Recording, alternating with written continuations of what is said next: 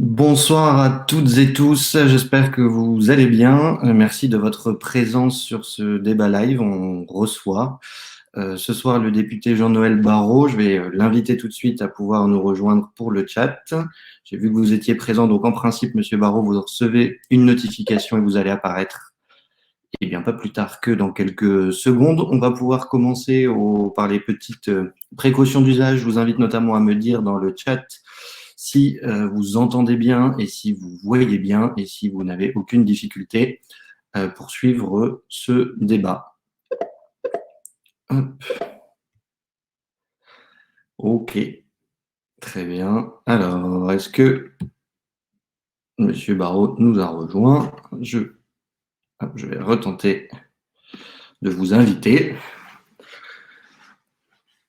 Alors, du coup, j'en profite le temps que vous nous rejoigniez. J'espère qu'il n'y a pas de soucis techniques pour vous dire qu'évidemment, on est ravis de pouvoir avoir un débat ce soir et notamment un débat sur la question de l'abstention. Forcément, quand on est sur Parlement et citoyens, membres de cette communauté, hein, on en est nous des artisans un peu plus actifs, mais vous, en tant que participants, forcément, je me permets de vous inclure dans cette communauté.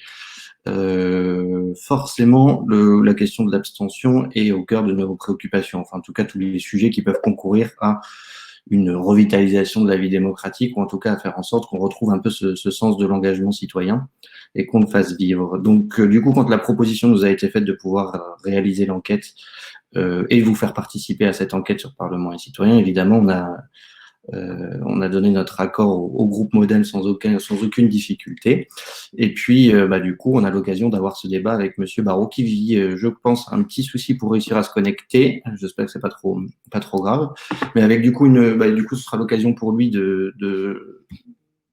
Hop, je vous réinvite.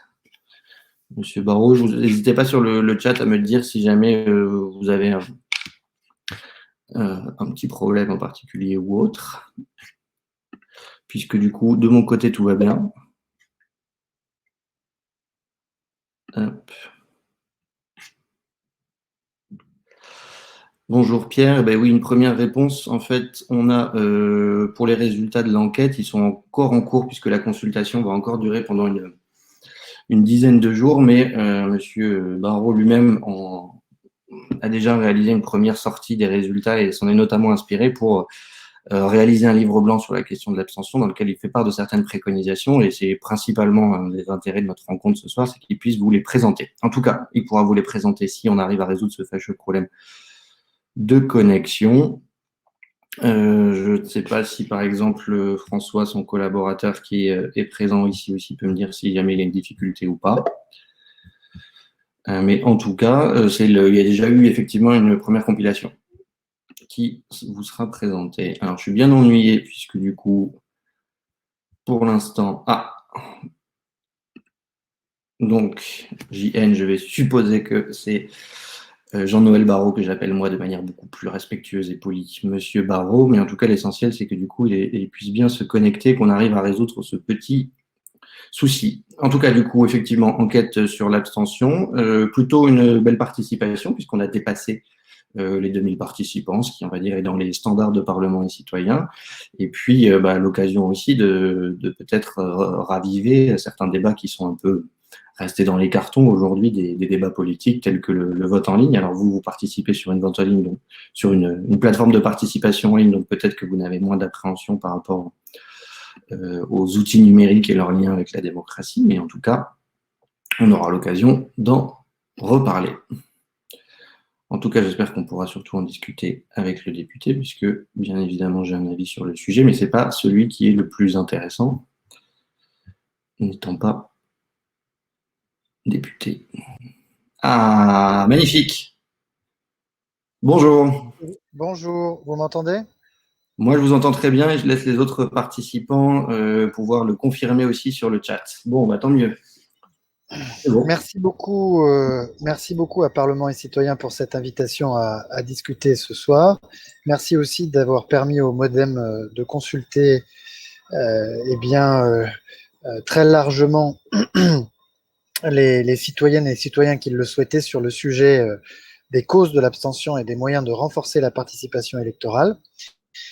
C'est un sujet que nous avions décidé de commencer à explorer l'été dernier. Et puis, c'est au moment où la question s'est posée d'un report éventuel des élections départementales et régionales, et au moment des élections américaines aussi, que nous avons véritablement décidé d'ouvrir ce chantier avec un groupe de travail au MoDem qui s'est réuni tous les 15 jours avec cette consultation citoyenne qui s'est mise en place. Alors le petit imprévu qu'on a eu, c'est que on avait prévu de clôturer la consultation à peu près au moment où aurait lieu à l'Assemblée nationale l'examen de la loi de report des élections départementales et régionales. Mais on a été un petit peu ambitieux, c'est-à-dire qu'on a pensé que ça se produirait aux alentours du 15 février, alors qu'en réalité, la loi commencera à être discutée dès la semaine prochaine. Et donc, on a déjà on a déjà concaténé un certain nombre de résultats qui avaient été déposés sur la consultation avant même qu'elle soit terminée.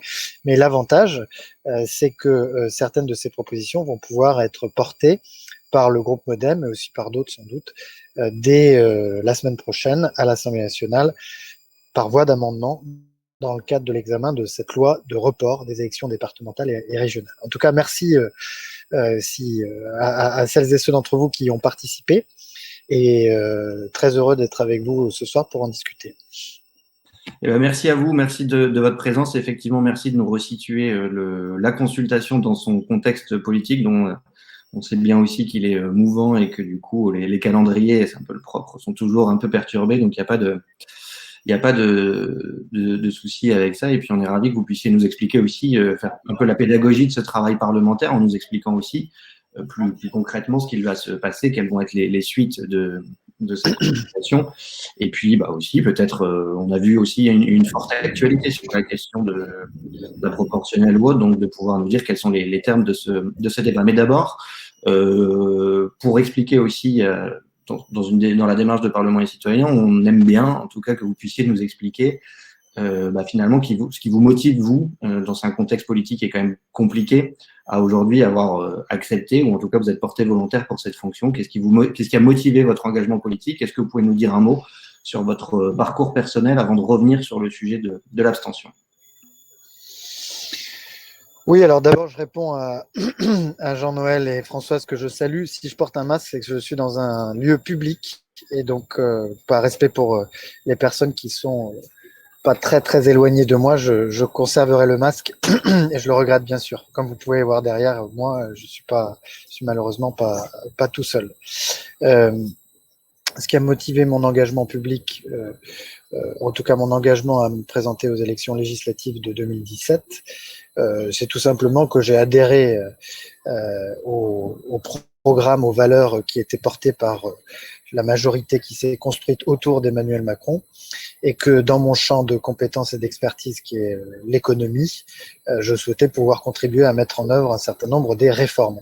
Ensuite, cette consultation n'a pas lien direct avec les motivations qui m'ont emmené en 2017, même si le sujet du renouveau démocratique était important pour moi. Mais depuis 2 ans, je suis secrétaire général du Mouvement démocrate, le MoDem, qui de longue date attache une grande importance à la vitalité démocratique et à la capacité ou à la faculté de chaque citoyen de prendre en main son destin, notamment par l'intermédiaire du vote. Et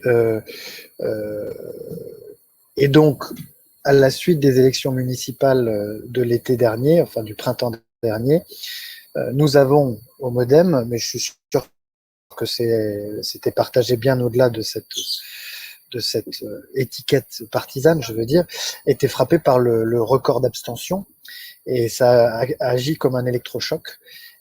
Pour nous qui attachons une importance, comme je le répète, très, très forte à la participation des citoyens en général. Et le vote est un des leviers, peut-être le plus important de la participation des citoyens. Il y en a d'autres. Et donc, c'est pour ça qu'on a mis autant de cœur à l'ouvrage, et qu'on a aussi décidé de s'ouvrir, parce que d'habitude, on avait déjà fait des consultations, on l'avait fait pour le grand débat, on l'avait fait pour le monde d'après, mais on avait jusqu'à présent plutôt fait des consultations directement adressées à nos adhérents. Et cette fois-ci, on a décidé d'ouvrir, et je remercie à nouveau Parlement et citoyens de l'avoir accepté, parce qu'on considérait qu'il y avait un enjeu qui dépassait en quelque sorte très largement notre petite existence de parti politique, et que par ailleurs, il y a quelque chose qu'il faut savoir, et que vous avez peut-être pu constater vous-même, c'est que il est très difficile pour une majorité en place, quelle qu'elle soit d'ailleurs, que ce soit au niveau national ou local, de modifier les règles par lesquelles elle a été élue ou amenée au pouvoir. Donc, elle vient au pouvoir avec des promesses de renouveau, puis une fois qu'elle est en place, elle peut accomplir ou non ses promesses, mais parfois, mais s'agissant de nouvelles avancées démocratiques, il est toujours un peu réticente. Et donc, on s'est dit qu'on allait aussi profiter de cette consultation pour démontrer que sur certains de ces sujets, je pense à l'inscription sur les listes électorales, je pense à la proportionnelle, je pense au vote à distance, qui avait, je dirais, peut-être selon les sujets, en tout cas, une majorité y compris dans des consultations ouvertes, qui s'adressaient à toutes celles et ceux qui participent aux consultations mises en ligne par Parlement et citoyens, indépendamment de leur couleur politique. Très bien, merci beaucoup. Et alors du coup, vous avez l'occasion de déjà faire part de premières préconisations plus directement affirmées. C'était il y a quelques jours, c'est ça? Hier, avant-hier peut-être? Oui, on a consigné tout ça dans un document qu'on a sorti hier, parce qu'on considérait que c'était le moment le plus opportun pour soutenir l'initiative qu'on va porter au Parlement. Cette initiative qui va donc se faire par voie d'amendement, nous avions besoin de la faire connaître pour essayer d'entraîner avec nous d'autres formations politiques qui pourraient soutenir ou déposer des amendements un peu similaires. Donc je ne sais pas si vous voulez que j'en dise un mot, mais... Ah bah oui, volontiers. Ouais. Donc,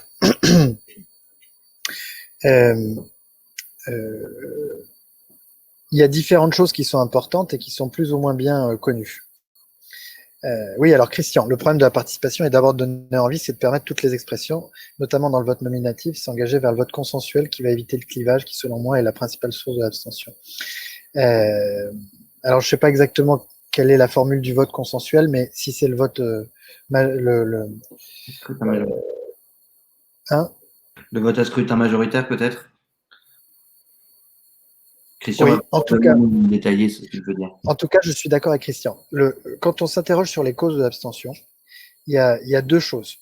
Il y a, si je puis dire, et c'est l'économiste qui parle, il y a l'offre et la demande. L'offre politique est évidemment un sujet majeur et on ne peut pas en faire abstraction. Les gens vont aller voter que s'ils sentent que il y a quelque chose d'important qui se joue et qu'il y a un choix important qui leur est proposé et qu'ils peuvent trouver dans l'acte d'aller voter une réponse à des préoccupations. C'est ainsi que, par exemple, si on a vu la participation augmenter si fortement au dernier scrutin aux élections américaines, oui, avec la méthode de Condorcet. Oui, ça, on l'a pas mis dans la consultation, je vous dirai pourquoi. Mais je vois du coup de quoi veut parler Christian, si c'est ça. Ouais, absolument. Dans les élections américaines, il y a eu une forte participation aussi parce qu'il y a eu beaucoup de clivages et beaucoup de tensions et donc une forme d'intérêt à aller voter. Et donc, ça, c'est un point important. Ce que nous avons considéré, nous, et parce que la tension dans une élection, c'est pas nécessairement quelque chose qu'on peut provoquer ou qu'on peut organiser, c'est qu'il fallait travailler sur deux choses. La première, c'est le pluralisme. Il faut faire en sorte que les candidats soient les plus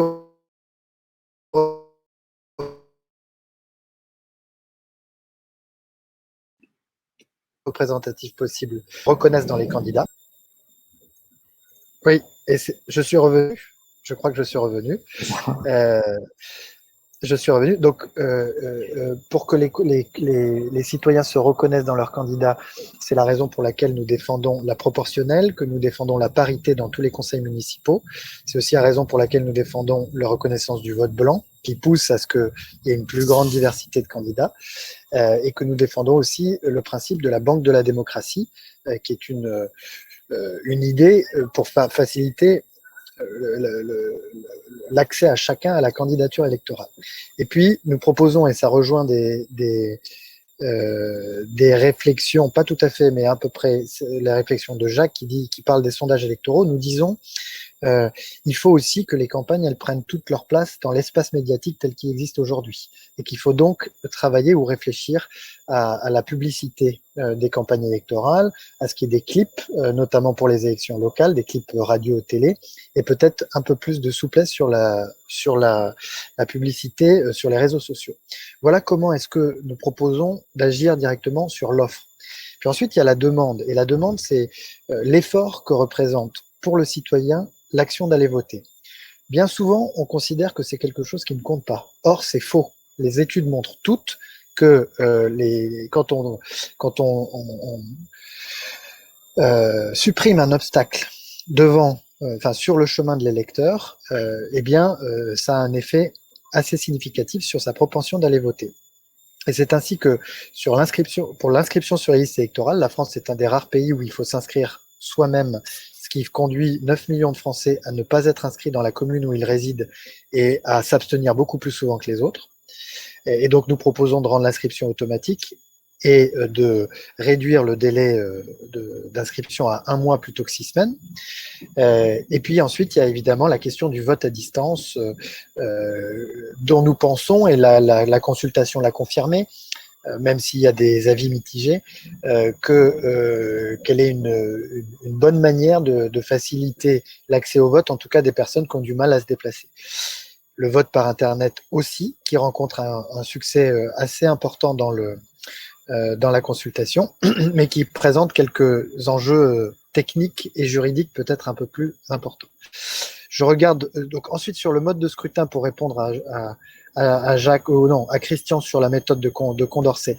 Alors, c'était pas une question dans la consultation, parce qu'on n'y avait pas pensé quand on a rédigé les questions, mais c'est une question qu'on a abordée dans le groupe de travail parallèle à la consultation. Effectivement, ça donne des résultats très probants, cette méthode-là. On a décidé de la mettre de côté dans les propositions qu'on a sorties, considérant que il faut aussi garder à l'esprit que les propositions ont vocation à être portées politiquement et que la proportionnelle nous paraissait plus simple à comprendre pour notre audience. Et donc, les jeunes démocrates, notamment notre mouvement de jeunesse, étaient très à fond sur le Condorcet, mais on est resté sur la proportionnelle en se disant qu'il fallait trancher quelque chose de peut-être un peu moins parfait, mais quelque chose de plus compréhensible et de plus facile à mettre en œuvre. Michel qui dit l'abstention aux élections municipales. Oui, c'est vrai, ça a compté. Sans doute, mais je rappelle que en Allemagne, les élections municipales en Bavière se sont tenues le 29 mars dernier, avec un taux de participation extrêmement élevé, parce que le scrutin était organisé à 100% par correspondance. Pierre qui dit plus simple pour la reconnaissance du vote blanc. Alors là aussi, c'est pas sans poser de problème, mais nous considérons qu'il faut le mettre en place, non pas pour mettre des bâtons dans les roues de la vie politique, mais plutôt pour dire comme une incitation. Si vous ne voulez pas que le vote blanc soit trop élevé et que l'élection soit annulée, faites en sorte que vos candidats et vos programmes soient représentatifs. Et le vote anticipé comme aux USA, qu'en pensez-vous ? Moi, je trouvais ça plutôt bien. Et d'ailleurs, à ce sujet, le Portugal a organisé son élection présidentielle dimanche dernier, en pleine crise Covid, en plein confinement. Ils avaient déjà un peu de vote par correspondance, mais c'est pas trop utilisé. Et donc, parce qu'ils n'avaient pas le droit constitutionnellement de modifier la date du scrutin, ils ont autorisé le vote par anticipation le samedi, et 200 000 personnes se sont déplacées pour aller voter le samedi plutôt que le dimanche. Moi, je suis plutôt favorable, mais ça fait hurler les gens en France. Il y a une sorte de verrou psychologique dans la tête des gens qu'il faut tous qu'on vote le même jour pour avoir exactement la même information, le même niveau d'information, la même humeur le jour où on va voter. Personnellement, je ne comprends pas, mais c'est comme ça. Il n'y a vraiment pas de majorité en France pour que les gens votent à différents moments. Pierre, là où je vote à Colombes, on a des machines à voter et ça m'écoeure. Moi qui adore participer au dépouillement, je ne peux plus le faire. Alors, C'est vrai, Pierre, mais les machines à voter, c'est quand même pratique, en tout cas quand on est dans un contexte où on veut minimiser les contacts, etc. Donc, nous, on va proposer de lever le moratoire sur les machines à voter, parce que il nous semble que c'est une, non pas, il faut pas remplacer le bureau de vote. Moi aussi, j'ai passé mon enfance dans les bureaux de vote et à regarder les dépouillements, non pas pour remplacer tout ça, mais comme une solution complémentaire ou de substitution.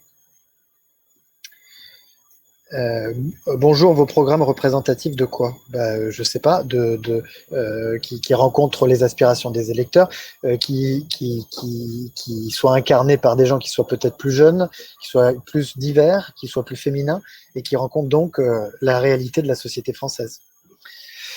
Pierre, mais dans ce cas uniquement dans des situations de type Covid, ouais, j'ai pas de problème moi à dire. D'ailleurs, c'est les amendements qu'on va déposer sur la loi de report des élections départementales et régionales pour ne pas qu'ils soient jugés cavaliers, comme on dit en jargon parlementaire, c'est-à-dire pour ne pas qu'ils soient rejetés d'office avant même d'avoir été discutés.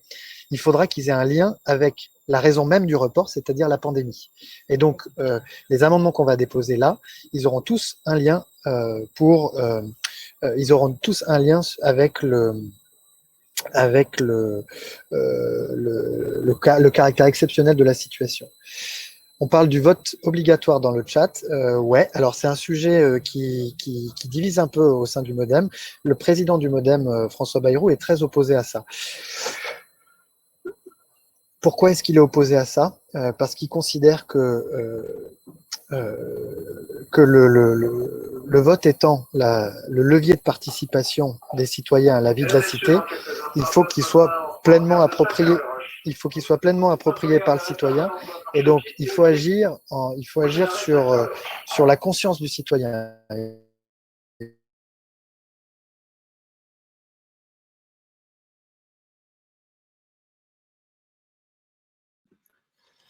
Alors, je ne Donc sais. il faut éveiller l'édition du type généralisé. J'arrive, je suis là. Oui.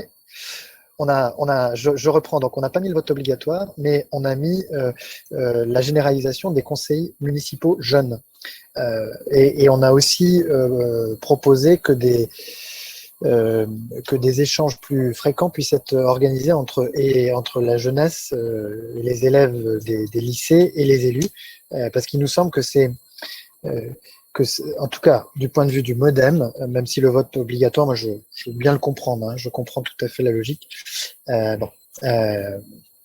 Et donc, pour la même raison, pour répondre à Jacques, pour la même raison que le MoDem, ou en tout cas une partie du MoDem et de son président, et donc rejette le vote obligatoire, on rejette aussi le tirage au sort, parce qu'on considère que, de même que l'électeur, il est essentiel qu'il puisse former son jugement à partir de sa conscience éclairée, etc., et venir voter.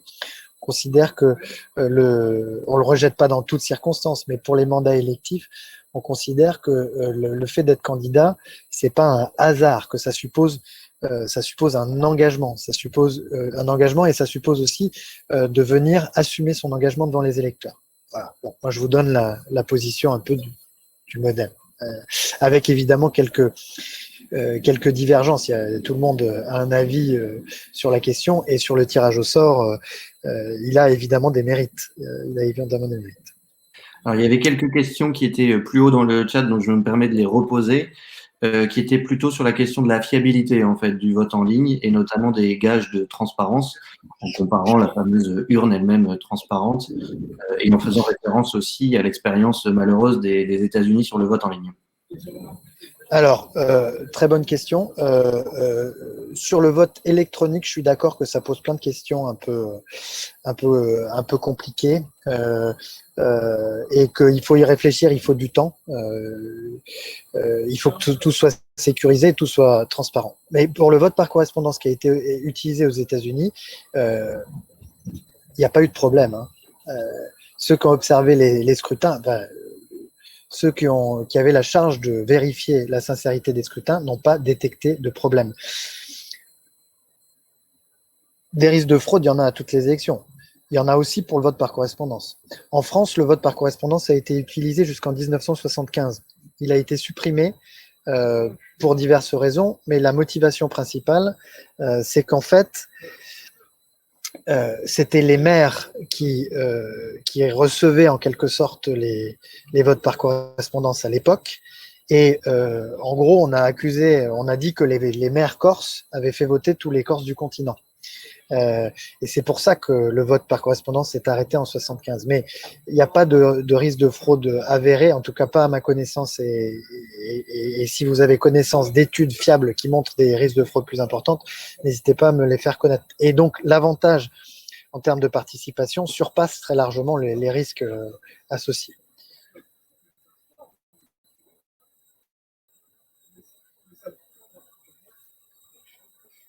Oui, ouais, vous avez vu la Denis qui dit, oui. De Denis Yanis. Alors Denis aussi peut-être. Il y avait Yanis sur l'expérimentation des processus d'élection sans candidat et questions liées sur la définition de qualité ou critères pour sélectionner des candidats. Non, j'ai pas réfléchi, je connais pas très bien et je saurais pas trop quoi répondre. Ok, on peut proposer à Yanis de vous Très bien, contacter ou d'envoyer deux, trois petits trucs sur le sujet. absolument. Ok, et alors on a des questions. Est-ce que vous voyez aussi l'espace questions quand je l'affiche ou pas spécialement? Je peux me mettre dessus. Ouais, Ah oui. ici. Pensez-vous qu'un référendum sur une nouvelle constitution aurait un fort taux d'abstention? Bah, j'ai envie de répondre, Jeff, ce que j'ai dit au début, hein, ça dépend de l'offre et de la demande. Si l'offre est suffisamment clivante et à fort enjeu pour les lecteurs, ça va avoir un impact. Et côté demande, bah, si on n'est pas en pleine crise sanitaire, ou si on est en pleine crise sanitaire et qu'on n'a pas de possibilité de voter par correspondance, alors l'abstention sera assez élevée. Que pensez-vous de l'article 28 de la Première République française? Un peuple a toujours le droit de revoir, de réformer, de changer sa constitution, c'est vrai, c'est déjà le vrai, c'est le cas. Une génération ne peut assujettir à ses lois les générations futures. D'une certaine manière, c'est vrai aussi, puisque à tout moment, la Constitution peut être modifiée. La Constitution, c'est dur à modifier, mais c'est modifiable. Je ne sais pas comment le vote par Internet est abordé dans la consultation, mais j'aimerais connaître s'il est pris en compte et comment le contrôle citoyen peut être effectué avec cette méthode. Non, non, c'est pas, on n'est pas rentré dans le détail jusqu'à ce point-là. Comme j'ai dit, ça demande un travail d'instruction très significatif. Cette histoire de vote électronique, c'est possible. C'est pas, je veux dire, c'est pas comme aller sur Mars, hein, mettre en place le vote. On fait aujourd'hui beaucoup de démarches sur Internet. Et enfin, je sais pas si certains d'entre vous ont des enfants. Moi, j'imagine pas que mes enfants ne puissent pas un jour voter par Internet. Sinon, avec toutes les démarches qu'on peut faire sur Internet, je suis en déplacement. C'est pour ça que je me trouve dans le train, comme vous l'avez remarqué.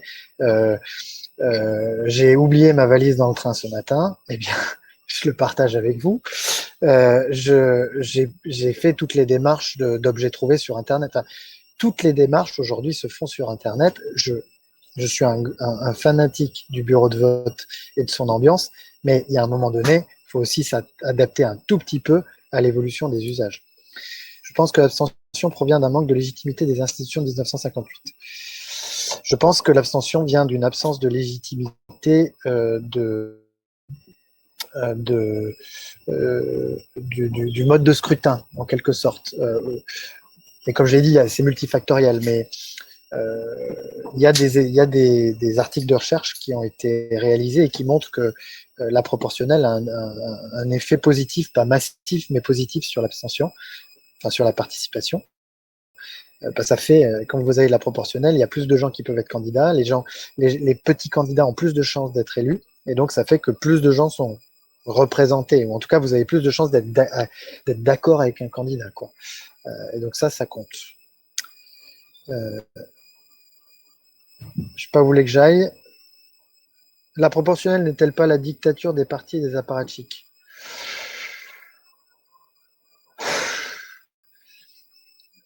Non, parce que regardez enfin, ni plus ni moins. Enfin, je veux dire, les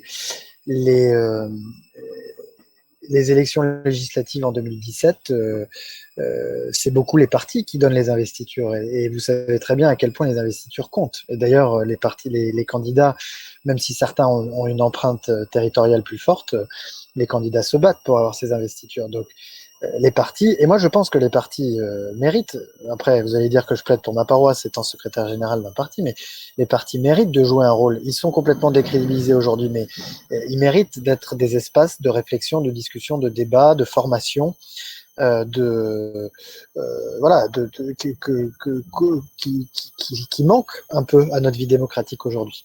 Donc les partis, c'est pas uniquement des apparatchiks et des logiques. Et d'ailleurs, c'est ce que je pense, en tout cas, que l'exercice qu'on a fait là, d'avoir un groupe de travail où les gens sont venus, sont entrés, ils venaient du Modem, etc., mais ils sont entrés, la consultation citoyenne, le livre blanc, suivi de propositions.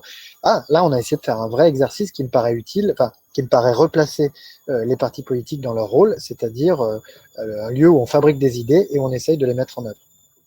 D'ailleurs, j'ajoute à ce sujet que certaines des propositions de la consultation qui sont peut-être pas tout de suite directement dans le livre blanc qu'on a sorti, on continue d'avoir l'intention d'essayer de les mettre en œuvre quand il ne s'agit pas de changer la loi en demandant, en proposant aux élus du Modem, aux maires du Modem ou d'autres formations politiques d'adopter des bonnes pratiques pour stimuler la participation électorale de leurs administrés. Alors, on a plusieurs remarques qui font référence en parlant de confiance politique à quelque chose qu'on entend beaucoup aussi dans le secteur de la participation, qui est la trahison de 2005, ou en tout cas le fameux référendum sur l'Union européenne, qui a laissé des marques dans la. Est-ce que vous avez, en tout cas les participants vous interrogent sur votre opinion? Ouais, non, mais évidemment. Et si je reprends mon petit canevas d'analyse, c'est un problème d'offre, c'est-à-dire que si quand je vote pour quelque chose, après on me dit que c'est l'inverse qui se passe, bah évidemment, à quoi ça sert d'aller voter? Comme je disais, il suffit d'un petit obstacle pour ne pas aller voter. Donc si on enlève si on enlève l'intérêt d'aller voter, si on donne l'impression aux gens que quand ils vont voter, bah, même quand ils sont majoritaires, le choix peut être défait, faut pas s'étonner que ça fabrique de l'abstention. Tout à fait d'accord. Vous avez aussi un témoignage de Roger qui dit qu'il ne vote plus, à son grand regret, depuis 15 ans. Donc ça nous fait forcément plaisir que vous puissiez être dans un espace comme celui-ci qui montre qu'il y a parfois un décalage aussi entre la passion qu'on peut avoir politique et son exercice dans le débat actuellement. Mais vous dites pour vous, Roger, que en fait, l'abstention est votre mode d'expression. Est-ce que c'est quelque chose que vous avez perçu aussi dans votre enquête, dans les auditions ou dans votre travail? Ouais, je pense que ça fait partie aussi des raisons pour lesquelles on pousse la reconnaissance du vote blanc. Et j'essaierai de défendre un amendement la semaine prochaine là-dessus, parce qu'on considère que c'est un mode d'expression et qu'en réalité, c'est une invitation qui est faite, enfin un mode d'expression et un signal, un message envoyé aux responsables politiques de faire évoluer leurs pratiques, leurs propositions, leur visage, pour que ceux qui s'abstiennent puissent s'y reconnaître. Mais là où je ne serais pas d'accord, c'est si vous disiez que vous êtes un abstentionniste pour toujours. Vous êtes un abstentionniste en attendant d'avoir un programme ou un candidat qui puisse être digne de vos suffrages. Je pense que ce message que vous envoyez doit être pris en compte, effectivement. Et on a aussi une question qui exprime en fait le fait que certains le vote fait l'objet aussi de pression familiale. Donc en fait sur cette idée que est-ce que vous avez eu d'autres témoignages ou est-ce que c'est une dimension qui vous a déjà été rapportée sur l'exercice libre de son vote, y compris dans le sens. Ouais, alors ça aussi, c'est un bon point. Je pense que c'est la principale critique qu'on puisse faire au vote par correspondance. Mais on peut aussi le faire au vote par procuration et on peut aussi le faire au vote tout court à l'urne. D'accord faire une campagne politique, ça n'est rien d'autre que faire de la pression au vote. Juste pour que les esprits soient bien au clair. Donc ensuite, évidemment, il faut que chacun puisse exercer ou exprimer son vote en toute liberté. Et donc, il faut éviter que les pressions au vote soient trop importantes. Mais il y aura toujours des pressions au vote, quel que soit le mode de scrutin, quelle que soit la procédure de vote, etc. Et donc, nous, ce que nous avons considéré, c'était que les avantages en matière de participation électorale dominent les risques de pression au vote. Mais ceci dit, je pense qu'il peut y avoir, notamment avec les nouvelles technologies, etc., des manières de faire en sorte qu'on puisse faire les choses de manière plus libre. Voilà. Très bien, merci. Bah, écoutez, on va pouvoir continuer à prendre peut-être 2, 3 dernières questions. On avait dit que ça tiendrait sur ces formats raccourcis. En tout cas, visiblement, il y en a beaucoup et on a quand même pas mal de participants, donc c'est plutôt intéressant pour nous. Il y a peut-être quelques questions qui étaient à nous. Alors, à nouveau, on va retrouver des questions sur le jugement majoritaire. Donc, on invite les uns ou les autres à nous faire parvenir les contributions ou les questions et puis on pourra vous faire parvenir. Alors, c'est aussi un sujet très fréquent dans la participation citoyenne. Je regarde si on a oublié quelques questions, en tout cas quelques grandes thématiques. Il y a quelques-unes qui sont plus axées quand même sur une réforme des institutions.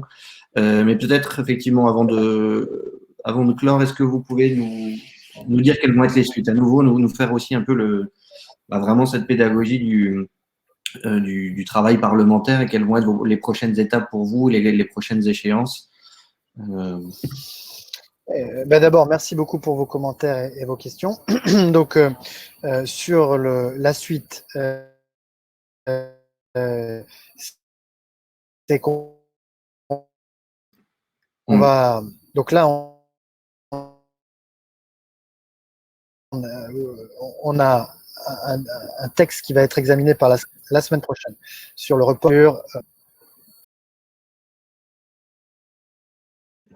Ah là, nous avons au moment de la conclusion, ou en tout cas surtout des suites législatives données, on a perdu M. Barrot. Alors, je vais lui proposer de nous rejoindre un avant. Comme vous l'avez constaté, il est dans le train. Donc, ça doit expliquer les mauvaises connexions. Et je vais surtout voir si on n'a pas oublié quelques questions. Évidemment, il y en a beaucoup, donc je ne peux pas vous garantir qu'on les a tous traitées. Et si besoin, évidemment, vous pouvez les faire parvenir par mail. Hop. Alors, Luc. Bon, je réessaye. Excusez-nous. Ça devrait marcher. Oui, juste un petit mot pour dire que ce qu'on cale avec les parlementaires qui acceptent de participer à ce petit format de webinar, c'est d'être sur des formats relativement courts, ou en tout cas plutôt de 30-45 minutes. Ah ben voilà. Parfait, voilà. C'est bon. Eh bien, ça. Alors, vous nous rejoignez encore qu'à moitié. Simplement pour dire qu'on a porté par amendement. Ah bon? Là, c'est bon, je crois. Vous ne m'entendez pas? Là, c'est bon. Bref, on va porter un certain nombre des idées dont on a discuté ce soir par amendement dans le texte de report des élections départementales et régionales. Et toutes les propositions qui ne seront pas suffisamment directement liées avec ce texte, nous continuerons de les porter dans le débat public, avec comme horizon 2022, puisqu'il y a une élection présidentielle qui sera l'occasion de défendre pied à pied un certain nombre de ces idées. Et à nouveau, je pense à la question de la proportionnelle, à la question du vote blanc, à la question de l'inscription sur les listes électorales, à la question du vote à distance. Et puis à la question évidemment de l'éveil de la conscience citoyenne. Il y a un sujet dont on n'a pas parlé, mais qui est assez important, qui est dans la consultation et qui est dans le livre blanc, c'est aussi l'accès des plus fragiles au bureau de vote, c'est-à-dire l'accessibilité aux personnes âgées et aux personnes en situation de handicap. C'est un sujet fondamental. Et par exemple, il y a une proposition qu'on portera dès la semaine prochaine, c'est que le visage du candidat soit obligatoirement sur le bulletin de vote pour que ça facilite le choix pour les personnes qui ont du mal à lire ou qui seraient illettrées. Très bien, merci beaucoup. Je pense qu'on a fait le tour des questions et puis qu'on tient notre engagement de faire tenir ça entre une demi-heure et 45 minutes. Donc merci à vous d'avoir pris le temps de revenir vers nous et puis merci d'avoir joué le jeu des questions live comme ça et puis merci à nouveau aussi de faire cet effort de revenir vers les participants, puisque vous vous doutez bien que ce qui est attendu de la part des participants, une fois qu'ils ont fait leur contribution, c'est de savoir tout ce que cela devient par rapport à ces problématiques de confiance qu'on évoquait. Donc, merci à nouveau et passez une bonne soirée. Et puis, rendez-vous à tous les participants aussi pour dresser les conclusions de la consultation très prochainement. Merci à Parlement et Citoyens. Merci à vous. Merci, M. Barrot. Bonne soirée à vous. Et merci à tous les participants.